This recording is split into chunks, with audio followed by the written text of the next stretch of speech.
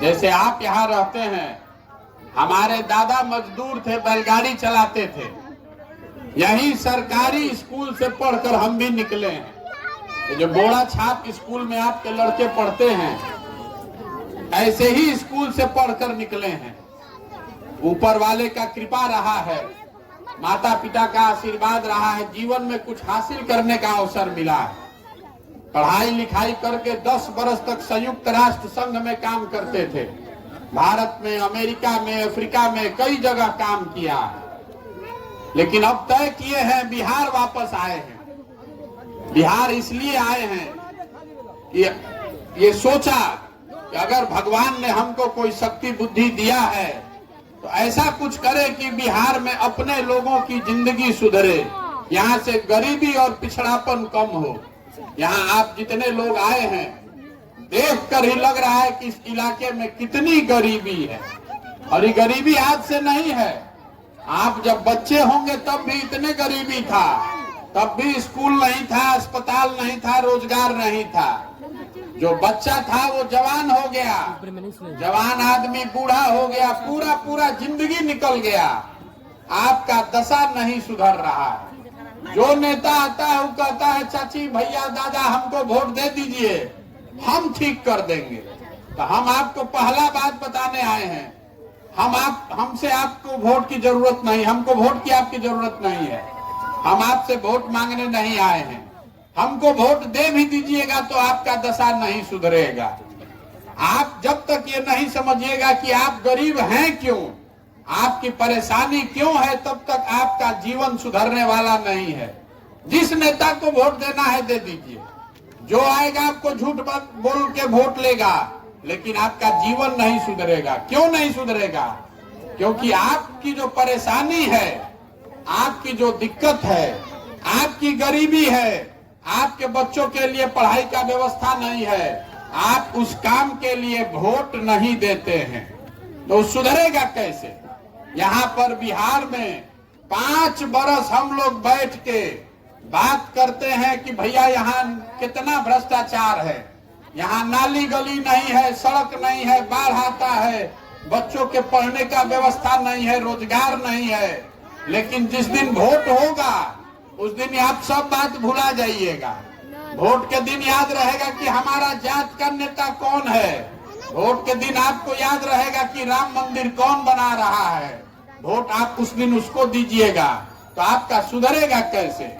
हम पूरा ये जो पैदल चल रहे हैं, हम किसी का कोई काम नहीं करते हैं, हम नाली गली नहीं बनवाते हैं, हम आपका आवास और जातीय प्रमाण पत्र नहीं बनाते हैं।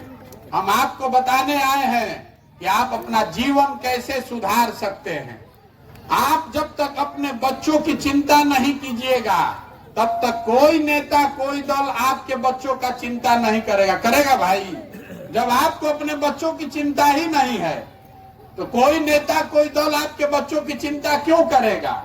अभी जितना आदमी आप लोग आए हैं, आपसे हम अभी एक सवाल पूछते हैं, आपको पता चलेगा कि आपका दुर्दशा क्यों है। सबको जवाब देना है मुंह से, हाँ चाहे ना, हाथ उठा के। आप यहाँ कथा सुनने नहीं आए हैं, जवाब सबको देना है। यहाँ जितना आदमी है सोच के बताइए कि आपकी समझ से सभी के बच्चों के पढ़ने के लिए अच्छी व्यवस्था होनी चाहिए कि नहीं होनी चाहिए? सोच के बताइए। यहाँ सबको बोलना है। आपकी समझ से गरीब हो अमीर हो, अगड़ा हो पिछड़ा हो, सबके बच्चा के पढ़ने के लिए अच्छी व्यवस्था होनी चाहिए कि नहीं होनी चाहिए? अभी आपने कहा है कि सबके बच्चों के पढ़ने की व्यवस्था होनी चाहिए। हम नहीं बोले हैं, आप बोले हैं। हमने सवाल पूछा, आपने कहा कि सबके पढ़ने की व्यवस्था होनी चाहिए। अब आप लोग अपने अपने बच्चों के नाम पर, अपने अपने बच्चों का चेहरा याद करके याद बताइए, आपने अपने जीवन में कभी पढ़ाई के लिए, अपने बच्चों के पढ़ाई के लिए वोट दिया है? नहीं। जो दिया है तो हाथ उठाइए। कोई दिया है अपने बच्चों के पढ़ाई के लिए वोट?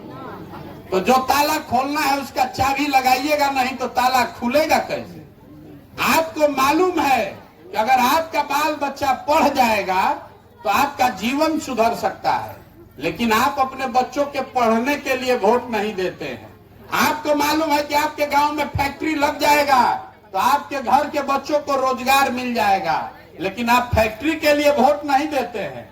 आप वोट देते हैं 5 किलो अनाज पर, आप वोट देते हैं हिंदू मुसलमान पर, आप वोट देते हैं राम मंदिर बनाने के लिए। तो आपको लग रहा है कि आप वोट ठीक दे रहे हैं, नेता आपका काम नहीं कर रहा है। जिसको अभी हम खड़ा करेंगे यहाँ, सब आदमी यही कहेगा भैया नेता चोर है, नेता हमको ठग रहा है। हम आपको बता रहे हैं कि आपको नेता नहीं ठग रहा है, आप स्वयं को ठग रहे हैं, अपने आप को ठग रहे हैं। अगर नेता ठगता तो एक बार नेता ठगता, आप दूसरा बार जान जाते, 2 बार ठगता, तीसरा बार जान जाते। आप अगर 50 बरस से ठगे जा रहे हैं, इसका मतलब है कि कहीं ना कहीं गलती आपके समझ में है। देखिए, लोकतंत्र की ताकत है, वोट की अपनी ताकत को समझिए। जिस चीज के लिए आप वोट देते हैं, जिस चीज के लिए भी आप वोट देते हैं, वो आपको मिलना ही मिलना है। आपने, हमने, सबने वोट दिया है 5 किलो अनाज पर। तो बिहार में कितना भी चोरी भ्रष्टाचार है, 1 किलो अनाज चोरी करके 4 किलो अनाज सबको मिल रहा है कि नहीं मिल रहा है? आपने वोट दिया नीतीश कुमार को शराबबंदी लागू करने के लिए, तो भले चाहे घरे घर शराब बिक रहा है, शराब का दुकान बंद हो गया कि नहीं हो गया? आप घरे घर शराब बिक रहा है, दुकान बंद है ना। आपने वोट दिया नीतीश कुमार को बिजली लाने के लिए, तो बिजली का बिल 1000 आए कि 5000? घर घर बिजली आया है कि नहीं आया है? आपने वोट दिया है सिलेंडर के लिए, घर घर सिलेंडर आने के लिए, तो सिलेंडर का दाम 1200 हो कि 1500, घर घर सिलेंडर आया है कि नहीं आया है? आपने वोट दिया मोदी जी का चेहरा देख के, तो टीवी में रोज मोदी जी का चमकता हुआ चेहरा देखने को मिल रहा है कि नहीं मिल रहा है? आपने वोट दिया गुजरात में विकास का कहानी सुन के, तो गुजरात में विकास हो रहा है, फैक्ट्री लग रहा है, और आपके घर के जवान लड़के जाकर गुजरात में मजदूरी कर रहे हैं कि नहीं कर रहे हैं? आपने वोट दिया राम मंदिर बनाने के लिए, तो यहाँ पर फैक्ट्री लगे चाहे नहीं, आपके लिए अस्पताल स्कूल हो चाहे नहीं, अयोध्या में राम मंदिर बन रहा है कि नहीं बन रहा है?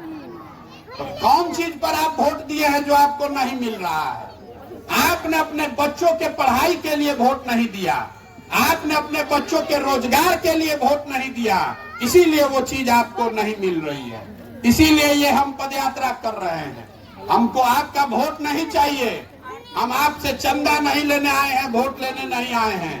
गांव गांव अपने खर्चा से जाके अपना शरीर गला के आपको हाथ जोड़ रहे हैं। एक बार अपने लिए नहीं तो कम से कम अपने बच्चों के लिए वोट कीजिए। अगर वोट अपने बच्चों का चेहरा देख के कीजिएगा तभी यहाँ सुधार हो सकता है, नहीं तो सुधार नहीं होगा। देखिए, यहाँ रोड पर मोटरसाइकिल चल रहा है, मोटरसाइकिल कहाँ बनता है? मोटरसाइकिल बन रहा है हरियाणा में, महाराष्ट्र में। आप अपने घर में टीवी देखते हैं, रेडियो सुनते हैं, हाथ में मोबाइल है, ये सब कहाँ बनता है? ये बनता है उत्तर प्रदेश में, गुजरात में, महाराष्ट्र में। आपके घर में सीमेंट छड़ लगा है, ये सीमेंट छड़ ये सब कहाँ बनता है? ये बन रहा है झारखंड में, मध्य प्रदेश में, उड़ीसा में। आपके घर में यहाँ गाड़ी चलता है, ट्रैक्टर है, बस है, ये सब कहाँ बनता है? ये बन रहा है गुजरात में, ये बन रहा है तमिलनाडु में। इतना लोग आप यहाँ हैं, जरा सोच के बताइए बिहार में क्या बन रहा है? बिहार में कोनो चीज बनाने का फैक्ट्री है? हम आपको बता रहे हैं कि बिहार में क्या बन रहा है।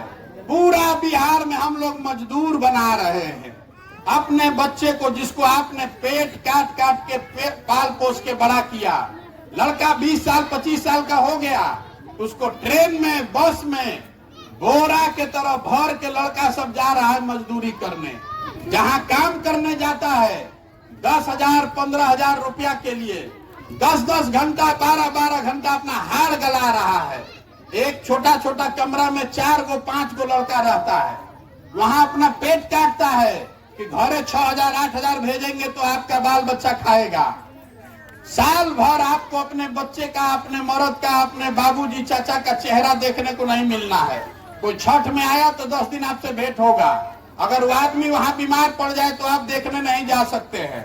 और फिर आपसे पूछते हैं चाची वोट काहे दिए थे? तो आप कह रहे हैं कि गौवा में सब दे रहा था तो हम भी दे दिए। अरे आपके घर का सवाल अपना हार जला रहा है 10,000 रुपया के लिए, रोजी रोजगार के लिए, और आप वोट ऐसे ही दे दीजिएगा। और अगर वोट ऐसे ही दे दीजिएगा तो आप नहीं भोगिएगा तो हम भोगेंगे। यही बताने चले हैं हम। कोई आपको वादा नहीं करते हैं, कोई मीठा बात नहीं बताते हैं। इतना ही बताने आए हैं कि एक बार अपने बच्चों की चिंता कीजिए। अगर आप अपने बच्चों की चिंता नहीं कीजिएगा, उसके पढ़ाई रोजगार के लिए वोट नहीं दीजिएगा, तो जीवन में कभी भी ये सुधार नहीं हो सकता है। वोट जिसको देना है दीजिए, लेकिन अपने वोट की कीमत को समझिए। आपके वोट की कीमत 5 किलो अनाज नहीं है, आपके वोट की कीमत नाली गली नहीं है, आपके वोट का कीमत एगो सिलेंडर नहीं है। आपके वोट का कीमत है आपके बच्चों का भविष्य। वोट उसको दीजिए जो आपके बच्चों के पढ़ने का व्यवस्था कराए, तब ना आपका गरीबी दूर होगा। जीवन भर कोई आपको 5 किलो अनाज देता रहेगा तो उससे गरीबी दूर हो सकता है? एगो नहीं 10 गो राम मंदिर बन जाएगा तो उससे आपको रोजगार मिल जाएगा। आप वोट दीजिए उसको जो आपको रोजगार दे। यही बताने के लिए चले हैं। समझ में आए तो बहुत अच्छा, न समझ में आए तो जिस दशा में जी रहे हैं उसमें जीते रहिए। आप हमको सोच के बताइए इसका नाम क्या है? इसका नाम है जन सुराज। ये कोई पार्टी नहीं है, हम आपसे वोट लेने नहीं आए हैं। जन सुराज का मतलब है जनता का सुंदर राज। आपने लालू का राज देखा, आपने नीतीश का राज देखा, कांग्रेस का राज देखा, सब ने आपको ठगा है। अब अगर प्रशांत किशोर का राज बनाइएगा तो फिर ठगे जाइएगा। एक ही रास्ता है, अपना राज बनाइए, जनता का राज बनाइए। होना चाहिए कि नहीं होना चाहिए? जनता का राज होना चाहिए कि नहीं होना चाहिए? होना चाहिए। इसीलिए गांव-गांव घूम रहे हैं।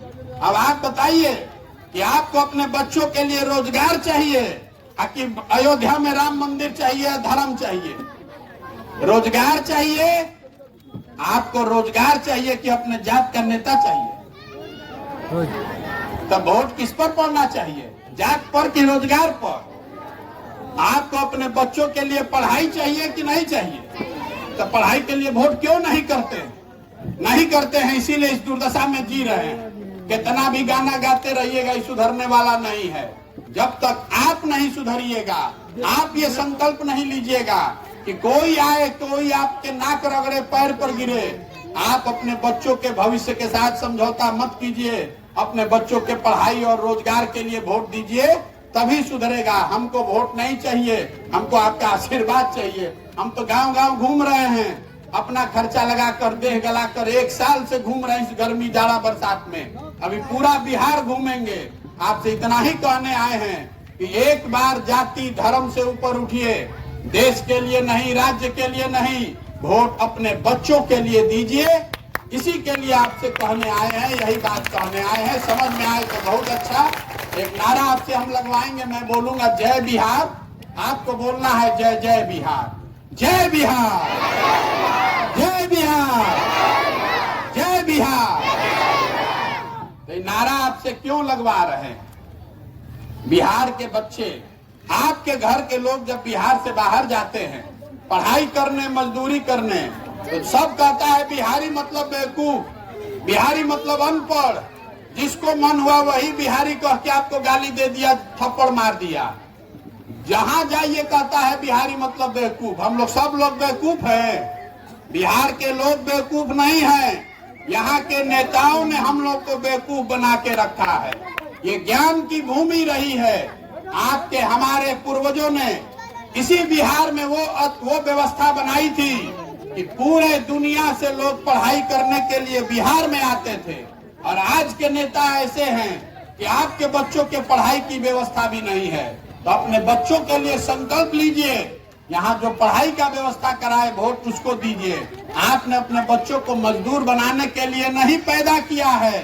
और अगर आपका लड़का पढ़ेगा नहीं तो मजदूर नहीं बनेगा तो कलेक्टर बनेगा। इस बात को समझिए। पढ़ाई के लिए वोट दीजिए, रोजगार के लिए वोट दीजिए, तभी सुधरेगा। अब आप यहाँ आए इतनी गर्मी में, हमारी बात सुनी, इसके लिए आपका बहुत बहुत धन्यवाद।